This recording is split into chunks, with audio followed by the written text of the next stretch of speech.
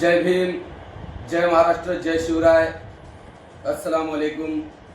आज या ठिकाणी आपण युवा भीमसेनेच्या संपर्क कार्यालयामध्ये आदरणीय पंकजीभाऊ काटे संस्थापक अध्यक्ष यांच्या प्रमुख उपस्थितीमध्ये नामदेवजी ढसाळ साहेब यांच्यावर तयार होणाऱ्या चित्रपटाच्या विषयक सेन्सॉर बोर्डानं सांगितलं की कोण नामदेवजी ढसाळ। मला सेन्सॉर बोर्डाला एक सांगावंसं वाटतं, अगदी छोट्या गोष्टीवर तुम्ही चित्रपट बनवता। एक सीन जरी कुठला असला तरी त्याच्यावर तुम्ही पूर्ण 3 तासाचा पिक्चर बनवता। मग मला सांगा, या व्यवस्थेमध्ये गेली 50 वर्ष ज्यांनी अविरत लढा दिलेला, त्या नामदेव ढसाळांना तुम्ही ओळखत नाही? त्यांच्या विद्रोहाच्या कविता आहे, नामांतराच्या वेळी केलेला सगळा खेळखोटोबा तुम्हाला माहिती। या समाज व्यवस्थेमध्ये अक्षरशः ज्या लोकांनी समाजाचा छळ केलाय त्यांचा खेळच खटोबा करणारा एकमेव म्हणजे नामदेव ढसाळ। सत्तेच्या तोंडामध्ये विद्रोहाचा बोळा कोंबणारे होते नामदेव ढसाळ। मेलेल्या मळ्याच्या मेंदूत पुन्हा माणुसकीचं वास्तव ओतणारे होते नामदेव ढसाळ। समाजाचं खरं नागडं रूप लिखाणातून दाखवणारे होते नामदेव ढसाळ। जाती व्यवस्थेला क्षणात झुकवणारे होते नामदेव ढसाळ।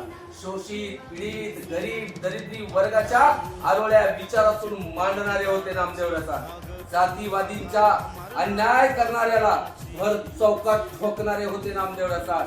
चटका व्यवस्थेच्या कानाला आणि प्रखर घाव बुडाला लावणारे होते नामदेव ढसाळ। त्यांच्या बुडाला सोबत अशा पद्धतीचं लिखाण होतं ढसाळ। गोरगरीब, दीन, दलित, दुबळ्या अल्पसंख्याकांना एक न्याय परविष्ट व्यवस्था निर्माण करणारे होते नामदेव ढसाळ। या सेन्सॉर बोर्डाच्या तोंडावर थुकलं तरी कमी आहे, कारण एक जातीय व्यवस्था या ठिकाणी होती, त्यांच्यावर कुणीतरी वाच करते हे म्हणायला काय अर्थ नाही। युवा भीमसेनेचा प्रवक्ता या नात्यानं जिम्मेदारीनं हे वाक्य ठेवतो, एक जातीय व्यवस्थेच्या आधिपत्याखाली सेन्सॉर बोर्ड आपलं कार्य करते हे म्हणायला हरकत नाही।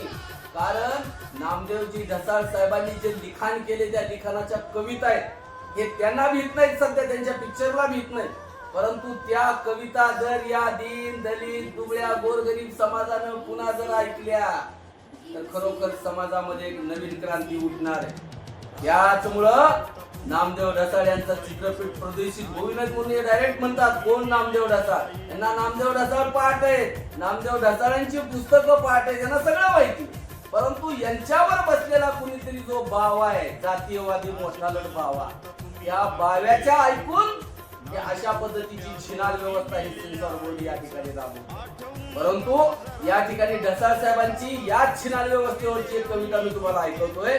दलित अन्याय अत्याचाराची मालिका खंडित होत नाही, मुकी बहिरी झाली ही वांझ व्यवस्था, आक्रोश हिला आमचा दिसत नाही। समतेचे गुरु ढासळू लागलेत, शाहिरांचे मनोरे पहा किती उंच तोडू लागले, पुरोगाम्यांचे गुरके कधीच इथं फाटले, छिनाल जातीच्या नावावर इथं माणसं वाटले, गर्व भारतीय असल्याचा कसा आम्ही करावा, जातीचा शैतान कुठे नेऊन पुरावा, जातीचा शैतान कुठे नेऊन पुरावा, पद्मश्री नामदेव ढसाळ या कवितेचे लेखक आहेत। अशा असंख्य त्यांच्या कविता आहेत, ज्या कविता वाचल्यानंतर माणसाच्या शरीरावरचा रोम उभा राहतो।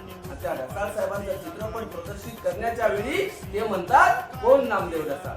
म्हणून सर्व वैचारिक लोकांना माझी कळकळीची विनंती, आंबेडकरी चळवळीच्या सर्वच कार्यकर्त्यांना, पदाधिकाऱ्यांना, संघटनावाल्यांना सर्वांनाच विनंती आहे, ढसाळ साहेब हे आपला जीव की प्राण होते, ज्यांनी आंबेडकरी आणि बहुजनांच्या चळवळीसाठी आपलं अख्खं जीवन वेचलं आणि त्याच माध्यमामधून त्यांची क्रांती झाली। त्याच क्रांतीची मशाल आज मी युवा भीमसेनेचा प्रवक्ता या नात्यानं तुम्हा सर्वांच्या हातात देतो। ही मशाल पेटवत राहा, तोपर्यंत या सेन्सॉर बोर्डाच्या तोंडावर तुम्ही टिचून सांगत राहा की नामदेवजी ढसाळ साहेबांचं काय कार्य आहे। शेवटी तिष्ठून या लोकांना तो चित्रपट प्रदर्शित करावा लागणार, म्हणून सर्वांचे प्रयत्न ठेवा। जय शिवराय, जय भीम, जय महाराष्ट्र, जय संविधान, अस्सलाम वालेकुम।